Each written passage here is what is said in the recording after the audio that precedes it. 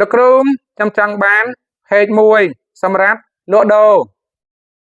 អូខេបានបងបកកើតជូនបានរៀបចំជូនបានណាបងភេទអាជីវកម្មបងលក់ដូររ៉ូស៊ីអនឡាញហ្នឹងបងល្អត្រឹមត្រូវស្តង់ដារនឹងលុយអែមហ្មងណារៀបចំជូនបានបងលោកមានសេវាកម្មជូនចាំមាន2ជំរើសបងទី1បើសិនជាបងប្អូនយើងដែលលោកគ្រូខ្ញុំអត់ទាន់មាន page ទេថ្មី sin original ហ្មងណាទៅចាប់ដើរអាជីវកម្មនេះក៏បានដែរលក់ដូររ៉ូស៊ីហ្នឹងបងលោកគ្រូអាចរៀបចំបានបកកើតថ្មីស្តង់ដារថ្មីហ្មងបងអាហ្នឹងគឺ2025ចឹងក៏បានដែរបងទី2បើសិនជាលោកគ្រូខ្ញុំមាន page ហើយអត់ទាន់ចង់ឲ្យលោកគ្រូបកកើតទេចង់ឲ្យលោកគ្រូធ្វើការ update កែសម្រួលឲ្យបានស្តង់ដារថ្មី